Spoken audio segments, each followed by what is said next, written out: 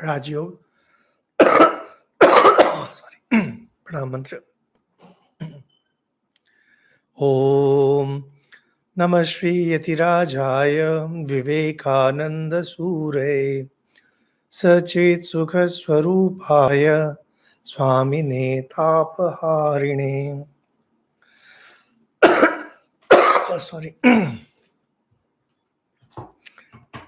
We covered up to Sutra number 24, where it was discussed that the cause of the junction between Purush and Prakriti is avidya, ignorance. And we had just begun Sutra number 25. And I told you that we will discuss it in detail because of many reasons. Now, before we start discussing the Sutra, one very simple thought experiment. When we think of God, normally when we think of God, I am not talking about those who are philosophically enlightened, elevated, those who have some understanding of spirituality, true spirituality. I don't mean pop spirituality. How do you perceive yourself and God? The general perception, particularly in every religion, is that I am here, this world is here, my near and dear ones are here, and this world is true, apparently true. And high up, somewhere, up amidst the clouds, somewhere up there in the heaven, there is the all-powerful God sitting up there. No, there is a joke about God sitting high up in the heavens. It is said that when Yuri Gagarin first went to the space, those who know about this rockets would know that Yuri Gagarin was the first person to go into the space. Now, when he returned, he was from that communist regime. So he was asked by the Politburo, when you went up, did you see somebody very old with a long beard sitting on a throne? Yuri Gagarin said, yes, sir. So then the Politburo members say, that's fine, but don't tell it to anyone. As the luck would have, Yuri Gagarin then went to Rome. And there he met Pope. It's just a story. And the Pope asked him, when you went up in the space, did you see somebody? The description was same.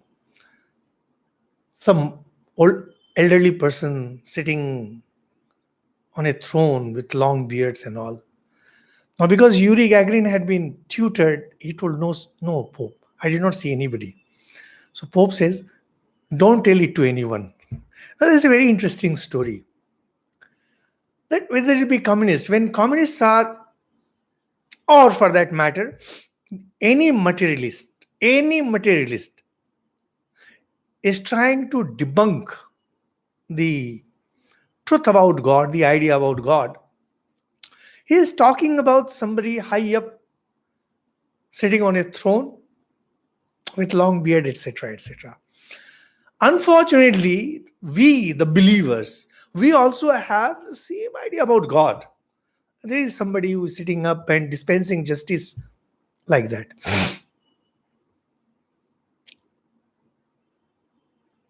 If you have some idea about Hindu religion, Hindu philosophy, even the most common Hindu, at least some years ago, would laugh at such idea about God. They will say that God resides within you. God is present everywhere. These ideas are there in the other religions too. But it's only in Hinduism that this idea has percolated down to the most ignorant. If you go to a village and talk to somebody who is illiterate and kind of ignorant about the affairs of the world, even he understands these things. So in the name of progress, we have actually gone back.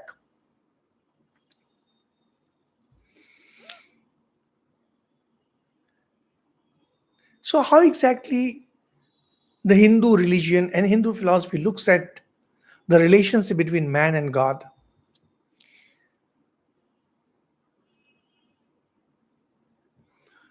Think of, I'm just uh, giving you some mental idea, you can say some thought experiment.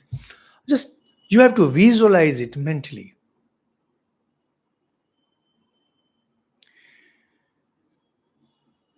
Think of the city or the area where you are staying and imagine that the whole place is filled with deep, dense fog.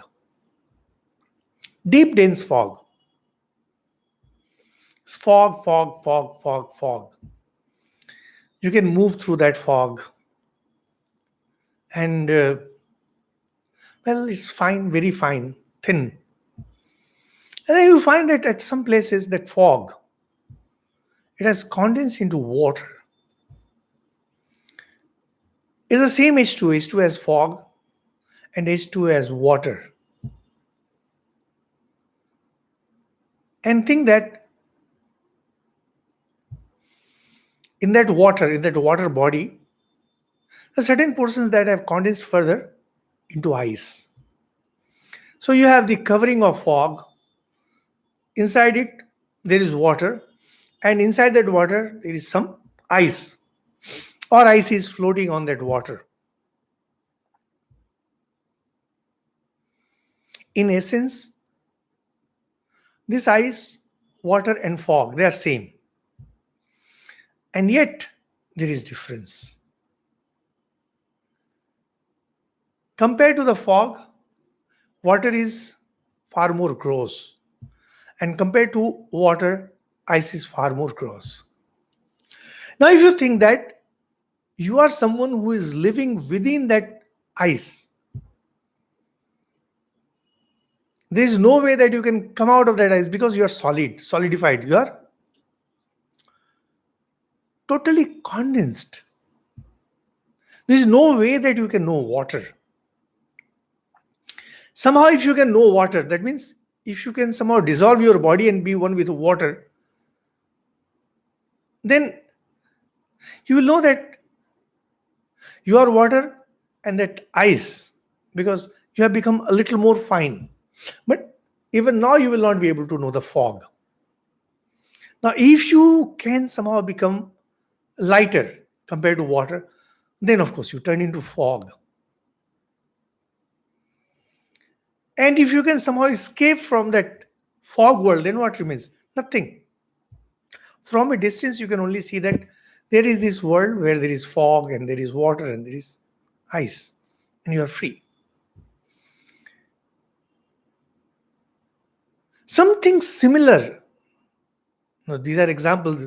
What I told you was just an example to give you some idea about how this world is. There is pure consciousness, which is Purusha, and there is this universe of matter and energy. Somehow, this Prakriti and Purusha come together, there is a junction, and from this junction, the universe evolves. Now, the universe does not evolve the way we are, the way we find ourselves in this universe. We are here sitting here in India and in Kolkata, not in that way. Something like fog, then there is water, and there is ice. And if you want to get out of the whole thing, you will have to apply this reverse technology. From the deep condensed state of ice, first you will have to become water, and then you will have to become fog, and then finally you will be free. Different philosophical systems in India have different names for these states. Somehow the idea remains the same. Now, it is the credit of making religion popular in this present age belongs entirely to Sri Ramakrishna and Swami Vivekananda. And when I say religion, I mean the true Hindu religion. There have been some other teachers. For example, there was Ramana Maharshi, But Ramana Maharshi popularized Advaita more. Similarly, you will find there are some teachers who try to popularize Vedanta more. There are some teachers who try to popularize Yoga more. But this complete picture that Hinduism is all these things taken together. The goal of each of these paths is liberation, mukti. And every path in one way or the other is same. There is no difference, essentially no difference. So this Sutra number 25 brings on one single platform all these things together. Says Kaivalyam. Kaivalyam is Kevalam. Keval means alone, all alone. In Hindu philosophy, Kaivalyam means state of freedom, where you are all alone. All alone in the sense you alone exist, nothing else exists. There is no duality of any kind. Tad abhavat sanyog abhavo hanam tadrishay kaivalyam. So there being absence of that ignorance, once the ignorance has gone away, Sutra number 24 had said, Tasya hetu avidya. Prakriti is being, or coming together with Prakriti is avidya, ignorance. We had discussed it in detail. Avidya, when avidya is destroyed, everything else gets destroyed. Imagine this way, that you are someone free, and somehow you enter this fog world. And this fog world, you were kind of chained somehow. Somehow you were chained. And then through the fog, you entered water, and through water, you entered that ice, and there you somehow got condensed, solidified. Now you want to get out. Once you want to get out, you can get out of water, of ice. You can also get out of water. But you cannot get out of fog because there is that chain. The chain is avidya, where Purusha has mentally identified itself with Prakriti. You need to cut that chain. Once that chain is cut, neither ice, nor water, nor fog can hold you back. You'll be gone. Just imagine a balloon. A balloon that is held by the rope. The rope is cut, the balloon will fly away. Mukti is not an achievement. You don't have to struggle for mukti. You don't have to try for mukti. That is your natural state. The state in which we are, where we are identifying ourselves with the world, we are identifying ourselves with people and object. This is unnatural. We have been discussing why these things happen. Bottom line is, we identified ourselves with nature, and then all this drama began, continued, and we are stuck up. Now, this Sutra number 25 has certain special features. And whatever Swamiji has said, I'll go one by one. It's very interesting read. According to yoga philosophy, it is through ignorance that the soul has been joined with nature. This is what I was explaining. The joining of soul with nature, that's not real. It's not an actual change. It is due to ignorance. This is known as superimposition. The idea of one gets superimposed on the other, and one thinks that the other one is me. Prakriti becomes lighted up, and Prakriti starts thinking that it is conscious. And the pure conscious becomes so identified with Prakriti that it starts thinking that Purusha is transmigratory.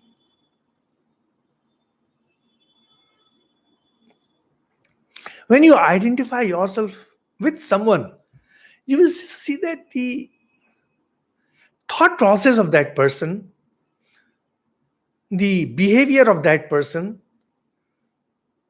the way of talk and walk They all come upon you. That's why they say man is known by the company he keeps. Because you will be influencing your friends, and your friends in turn will be influencing you. Now, the aim is to get rid of nature's control over us. Mind it, we are totally controlled by the nature. I don't know if, dear listeners, not many are there, but by tomorrow morning, we will see that there have been around 1,000 listeners to this. Of course, after that, movement becomes slower.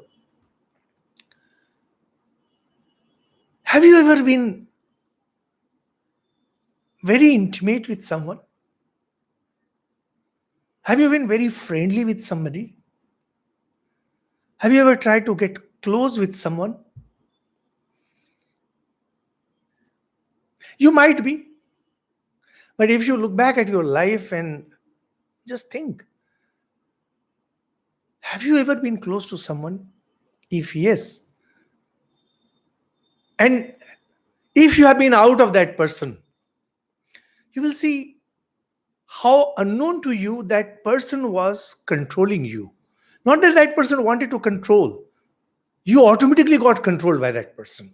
Similarly, if you love something immensely, for example, you have a desire for wealth, you have a desire for power, you have desire for company, you will see that those things start controlling you. And there will be moments when you express your disgust. There will be moments when you express your anger. There will be moments when you really want to get out of it. Every time you are angry with someone close, every time you are expressing your disgust with someone close, it only means that you want to get out of that. But you are so thoroughly controlled by that person or that object that you cannot muster enough energy to get out of it. That's why in Vedanta they say, complete vairagya. Unless you have complete vairagya, you cannot get out of it. You need complete, total vairagya. A thorough disgust for everything that is there in this world. If you have even the slightest of affection for anything or anybody in this world, know that in no time that thing or that person will be controlling you. If you want to be a yogi, if you really want mukti, if you want to get out of this, you need to get out of nature thoroughly and completely. There is absolutely no other way. That is the goal of all religions, not only Hinduism, of every religion. Now, from here, Swamiji says the famous, very famous quotation of Swamiji, which actually has defined Neo Vedanta, and through Neo Vedanta, every other religion has been defined. Swamiji has given us a large number of quotations, and they are massive. This quotation, this simple quotation, I'll request all of you who are interested in religion, if you don't know this quotation by heart, please memorize. And as you grow in spiritual maturity, you will see that you are able to understand every religion. The beauty of this quotation is that the different sects of Hindu religion, the different thought process of Hindu religion, as also of all the other religions, are brought on one single platform. Each soul is potentially divine. Famous. Each soul. If it has a soul, it is potentially divine. If you can find out that this pen has a soul, then this is also potentially divine. Cats and dogs and everything. Everything has a soul.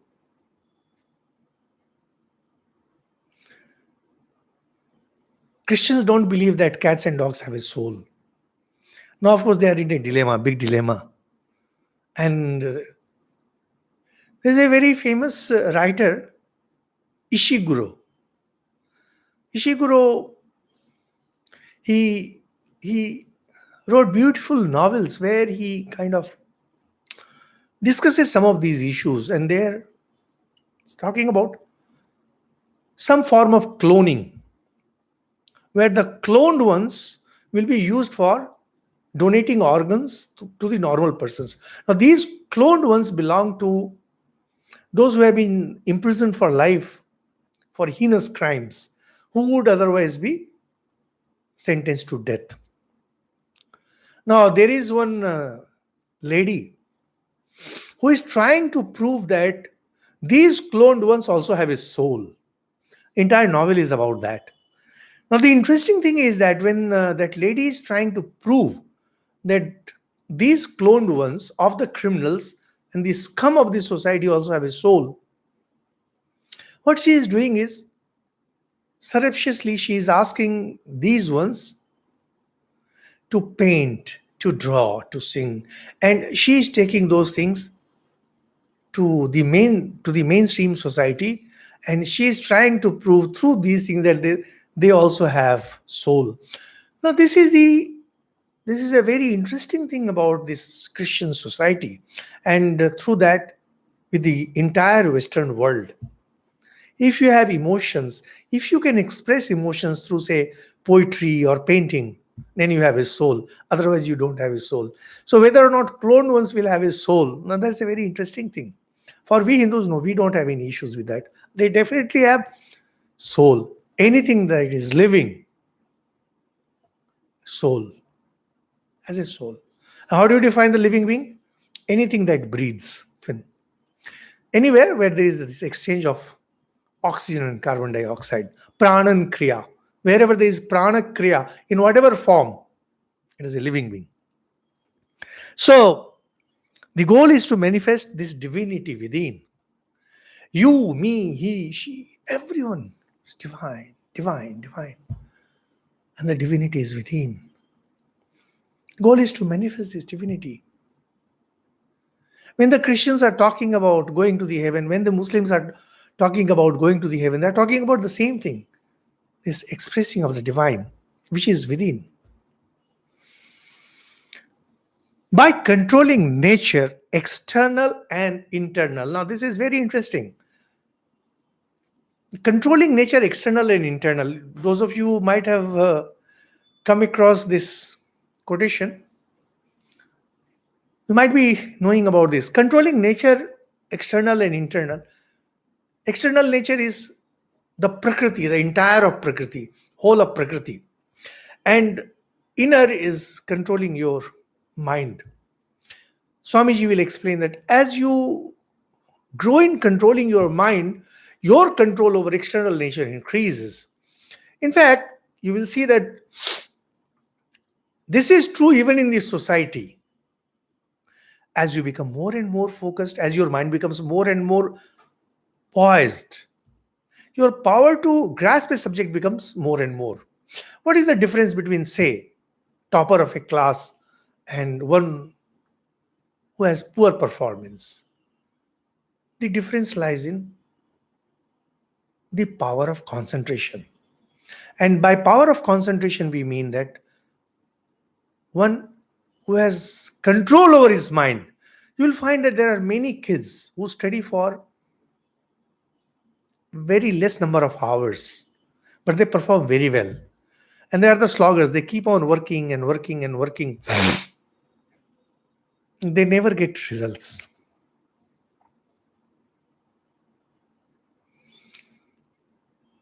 And then there are people who can neither go on working for long hours and nor they have a very controlled mind. They are a thorough failures.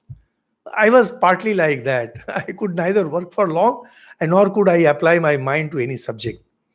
So my performance was extremely poor throughout my educational career.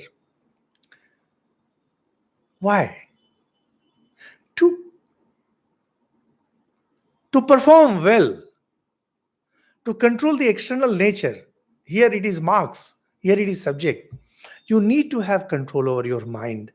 As you grow in the control of mind, your success keeps increasing. When you control your mind completely, you have a complete control over nature too. As you control your inner nature, external nature is also controlled. This is what Swamiji means here. And how this can be done? By any of these means. Do this either by work or worship or psychic control or philosophy, by one or more or all of these, and be free. The goal of every religion has to be freedom. Freedom alone is the goal of religion.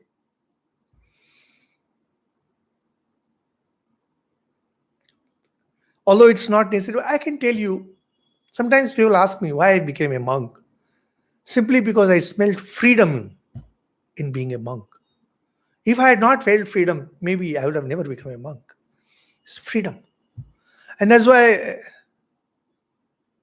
it is practically impossible for me to become close to anybody. There has to be some distance all the time. Freedom is not only about religion, it's not only about spirituality. Freedom has to be practiced in this worldly life too. Don't be too close to anyone, to your husband, to your wife, to your children, to your siblings, to your parents. Don't. Because if you are, it only means you are extremely worldly person. And if you are an extremely worldly person, don't expect any kind of success in life. Don't expect any kind of peace in life. Do you suffer? Do you have pain? Look back and you will see that you are too identified with something or someone. If you want success in life and if you want happiness in life, you need to maintain some distance. And this is freedom. This is freedom in this world. And when you are totally removed from everything in this world, it results in spiritual freedom. So says, apply your spiritual energies, apply your training in whatever form, so that this junction between you and the world, whosoever of that world be, your teacher, your parents, your friends, your loved ones, does not matter who that person is. If the junction is too closed, you can never have peace and you can never expect to be free spiritually. You can go on doing japadhyana whole day for years. You won't evolve spiritually. It's impossible to evolve spiritually if you are identified with. See, I often come across people who are excuse me.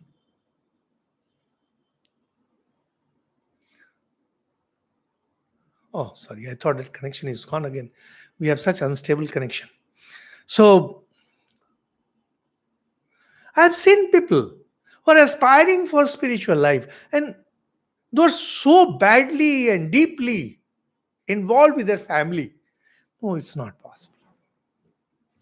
You have to have some amount of detachment.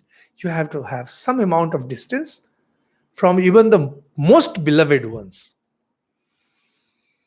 And once there is this junction, you need to put dynamite into it and blow that apart completely, completely, completely. What is that dynamite? Swamiji says, work, that is karma yoga, worship, bhakti yoga, or psychic control, Raj yoga, which we are discussing here, and or philosophy, where you discriminate what is real, what is unreal, what is Purush, what is Prakriti, what is Atman, what is non-Atman. You apply philosophy to it.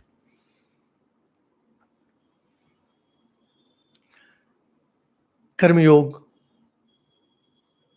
bhakti yoga, Raj yoga, Jnana yoga, by one or more of these, and be free. You need to be free. Freedom is the goal of life, nothing less than freedom.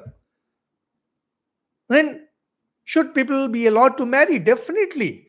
Because people by nature are weak. They need to, sorry,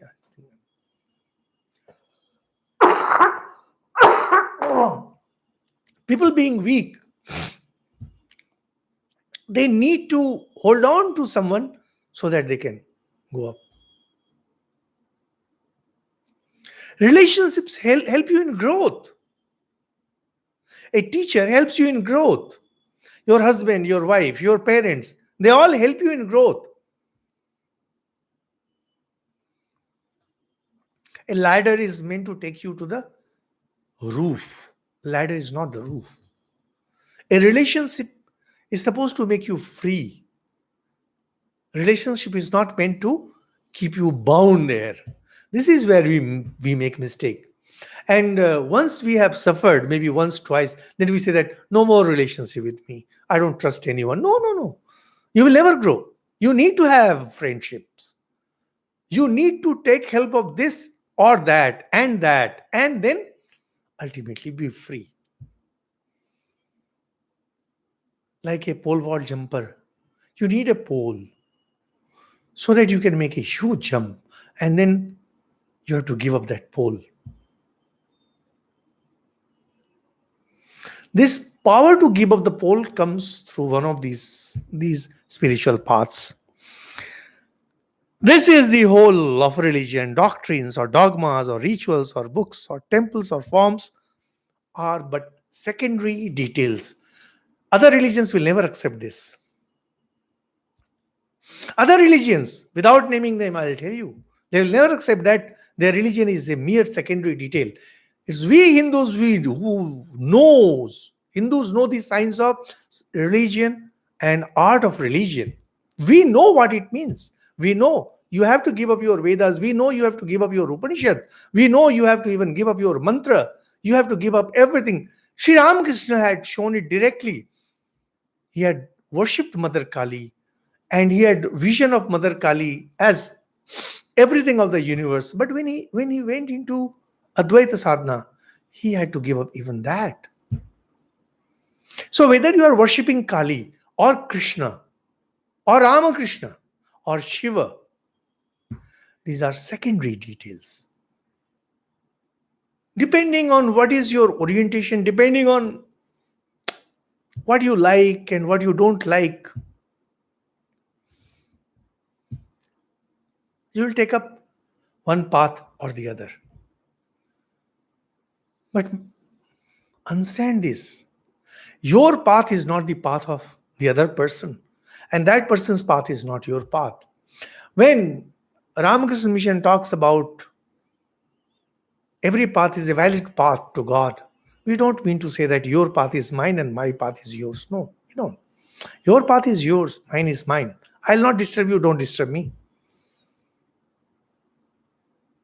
Now, the interesting thing about it that this is ultimately this came to be the monogram emblem of the Ramakrishna Mission. There's a very interesting story. Some of you might be knowing, but those of you who are not well aware of this, let me narrate. Swamiji had actually given talks on Raj Yoga when he was in America. And then these talks were taken down as shorthand, and they decided to publish it as a book. So when it was ready, Swamiji went through the draft and all, and he approved it. So what we are studying is approved by Swamiji. That's the beauty of this work.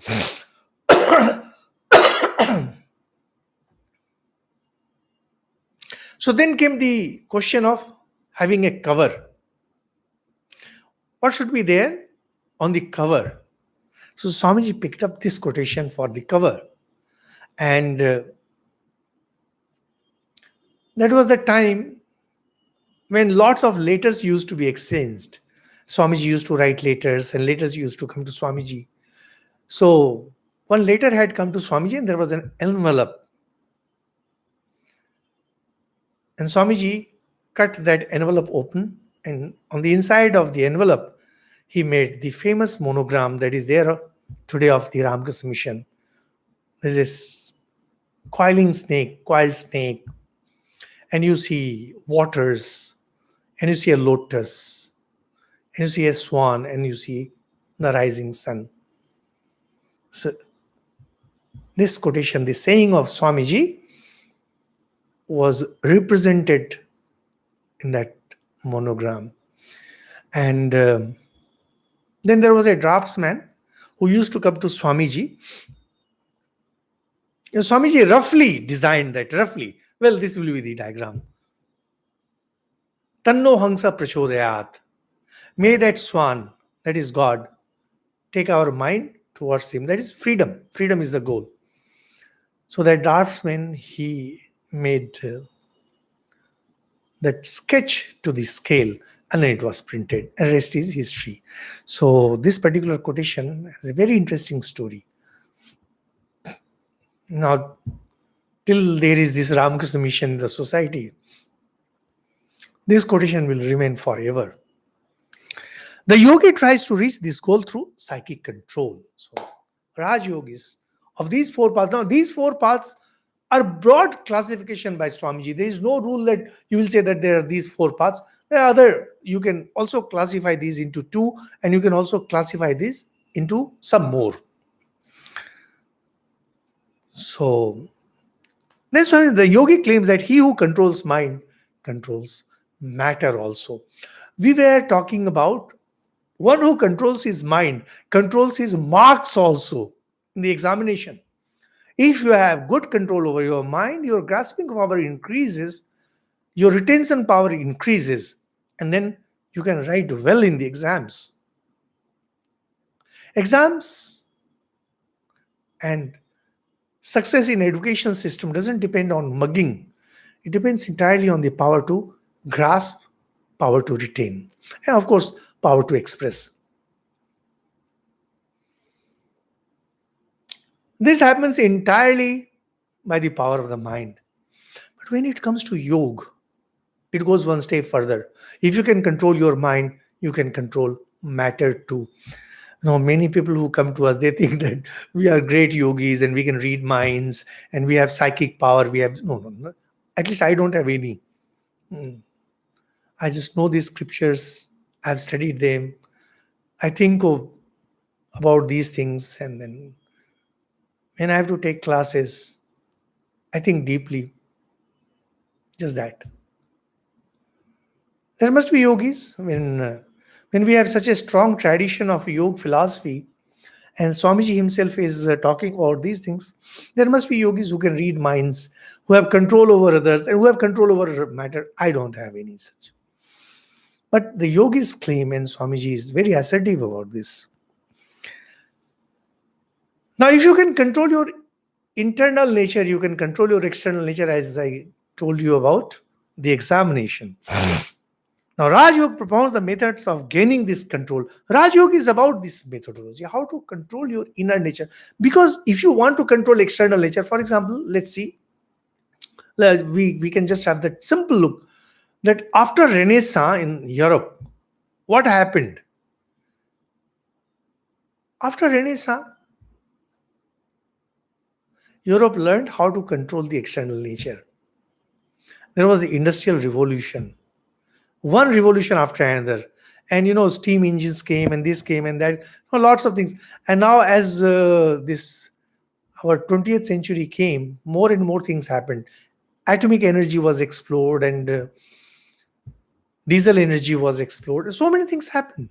Today we have big dams, we have aeroplanes, we have jets, we have spacecrafts. We have been controlling external nature. Can we really control external nature that way? To some extent, not hugely. But a yogi can completely control the external nature. This is what we have been discussing earlier, that when a yogi reaches a certain level of concentration, he has certain level of power. As he grows, he has more power, and he grows further and he has more power, and that's ultimately he has complete power. We shall see how this thing, now we will be discussing powers. Now here, Swamiji now discusses something which you normally do not find anywhere in the scriptures. There are some examples, but Swamiji talks directly. Forces higher than we know in physical nature will have to be subdued. This body, just the external crust of the mind. Now, this is a very important sentence, and those of you who have been listening intently to this talk, I'll request to remember this sentence, that this body, just the external crust of the mind.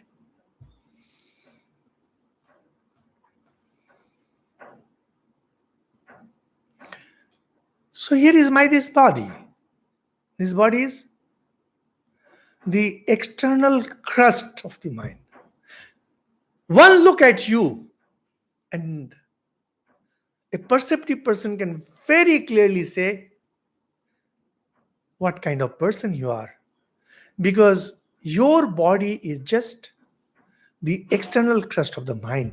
Just looking at your body, a perceptive person, if he has insights, can say what kind of mind you possess. And as you grow in inclusiveness is yoga. As you grow in inclusiveness, now you cannot be inclusive unless you have been meditative, unless you have grown into meditation, unless you have control over your mind. As you grow, your mind changes, your face changes, and your body changes.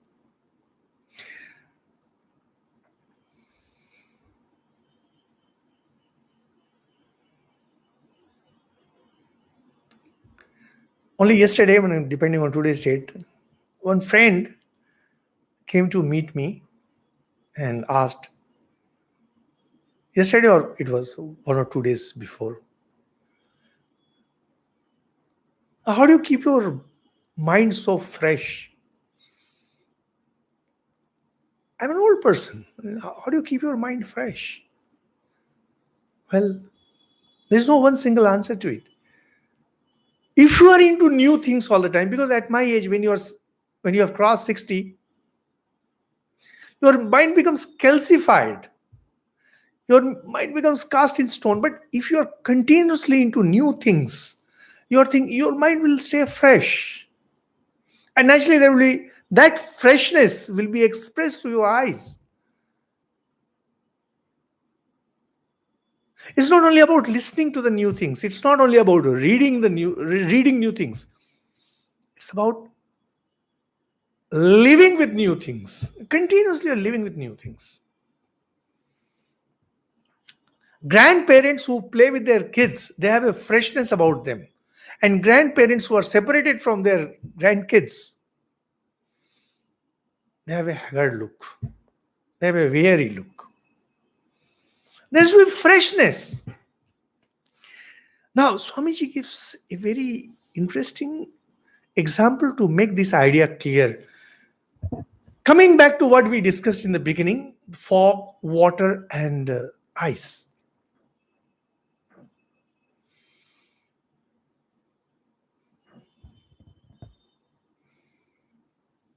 If you want a larger amount of ice, you need to condense that water. As you condense more and more water, the volume of ice keeps increasing. Similarly, if you want more water, you need to have more condensation from the fog. What Swamiji says here, which is a very, very, very interesting thing, he gives us the example of an oyster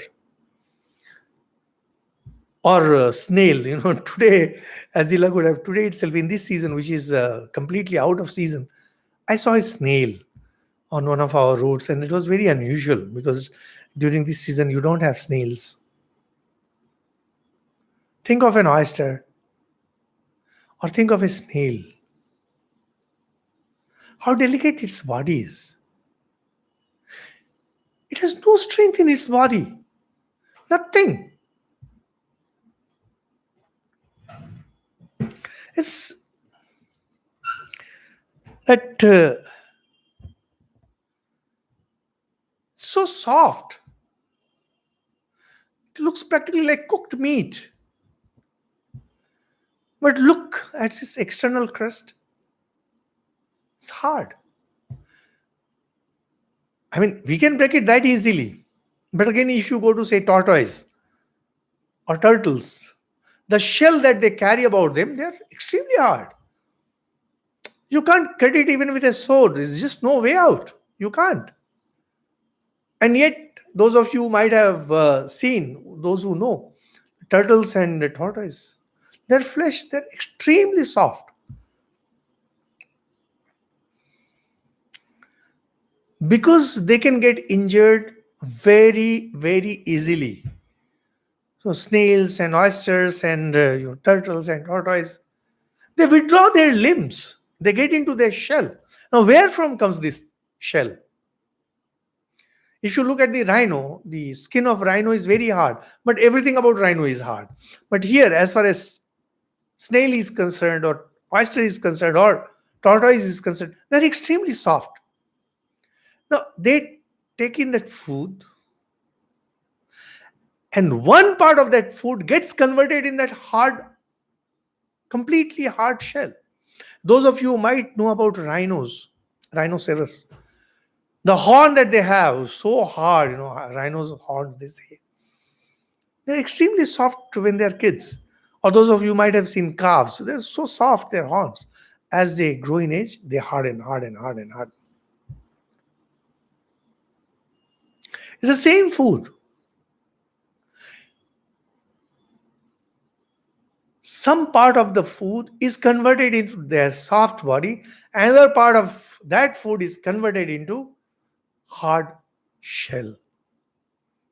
Even in our case, we have such soft body, little scratching, and you can see the mark and see the nails. They're pretty hard, or teeth, they're pretty hard. So Swamiji says that in the same way, the internal fine forces which are called mind take up gross matter from outside. You take the gross matter from outside, and from that manufacture this external shell, the body. Body is extremely gross compared to that mind. It's the mind. It's the mind that takes the food, and from that food manufactures this body. The problem is we don't know how exactly this is done. Yogis know it. So yogis don't have to eat much. Yogis can, if need be, yogis can manufacture any kind of body. And by taking any kind of food, they know the secret. They have mastered the secret. They don't go on showing that, but they can. So it says that if we have control over the internal, we can control the external. It's not only the body, you can control everything about you. And then again, Swami says it's not that some forces are physical and some mental. The physical forces are but the gross manifestation of the fine forces, just as the physical world is but the gross manifestation of the fine world. So now if you go back to the example that we use, we have fog, we have water, and we have this ice. Ice is gross, water is fine, and fog is finer.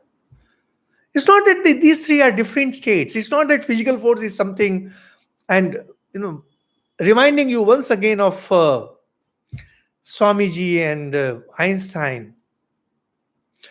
When Swamiji was talking about all this, the idea that matter and energy are same had not yet come. And when Einstein came with his famous equation, E equal to mc square, by then Swamiji was gone. Swamiji gave up his body in Mahasamadhi in 1902, and in 1904, E equal to mc square came. And I don't know if Swamiji would have known even if he was there.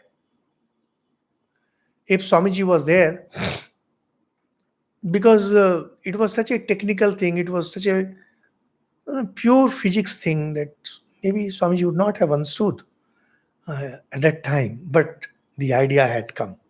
The idea had come that energy and matter, they are same. Similarly, Swamiji is talking about it. It's not that physical force is something and mental force is something, nothing like that. They are all one and the same. The way fog and water are same, the way water and ice are same, just in the same way, all these forces are same. There is nothing, there is no differentiation between mental energy, electrical energy, and say physical energy that we see. We have discussed it earlier also, and we will keep discussing these things repeatedly in this series of talks. The problem is that, as far as science is concerned, unless they get it in equation form, they don't want to believe these things. Because as far as philosophy is concerned, anybody can come up with any idea. Now, Swamiji is here not coming with any idea. The experience of the Hindu race for thousands of years has been codified here. So, now it's not possible for we people, because we just understand these things intuitively, we understand these things philosophically, to convert these thoughts into equations. Maybe in future someone will come and will come up with these with equations that can relate the physical force with the mental. So that's the idea, because the goal is to get out of all this. The goal is freedom. From what? From the gross, from the fine, and from the finest. And the junction, which results in the finest, you have to get even beyond that. How do you do it? Can you do it? Can it be done? Yes. Viveka khyati o piplava hanopaya. The means of destruction of ignorance is unbroken practice of discrimination. Unbroken practice of discrimination. You need to keep on discriminating. This is not me. I am not this. I need to get out of this. Unbroken practice of discrimination. When you keep on discriminating, not this, not this, not this, not this, and you augment this knowledge through meditation, then only it is possible to control your internal nature, which will ultimately result in controlling the external nature, and which will finally result in freedom. If you want freedom, you must have the power to control the external nature. And for that, first you need to control your internal nature. And to control internal nature, you have to start with discrimination. Freedom that we have been discussing. So, freedom at the highest state starts with freedom at the grossest state. Here I am, if I am too attached with this or that, if I am too attached with people and objects, there's no possibility that I can ever have freedom. So, when through constant practice we begin to discriminate, ignorance will vanish. And the Purusha will begin to shine in its real nature. The knowledge that is within us, the pure consciousness that is within us, it is covered with layers and layers of ignorance. And as the layers of ignorance get peeled away,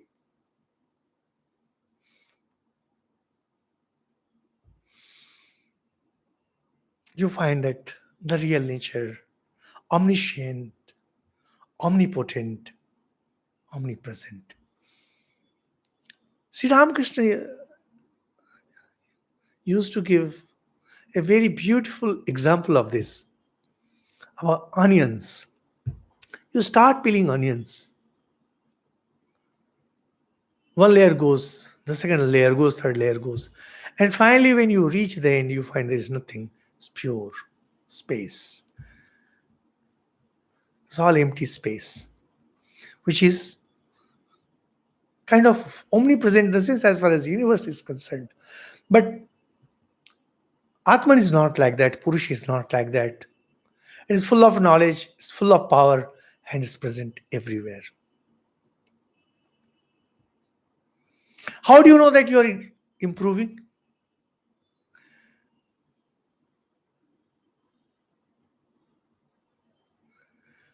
As we discussed earlier, there is this samadhi, but we don't know if we really have samadhi. Of course, if you have samadhi, you will have control over the external nature and you can do lots of things. Now, from this point, that means from the next talk onward, we'll be seeing this practical aspect of this power. Do you really have power? Have you really progressed spiritually? If you have progressed spiritually, these things will be absolutely evident, clear, perceptible within you and outside you. Even if others cannot know about you, you will definitely know for sure. You may not go on showing off. If need be, you can use that power once in a while. Tasya saptadha prant bhumi pragya. First manifestation is your own pragya, knowledge, your own knowledge. Its power gets manifested in 7 different forms. These are known as 7 stages of growth, 7 stages of realization, or just 7 stages of knowledge. This we will take up in the next class. Thank you so much.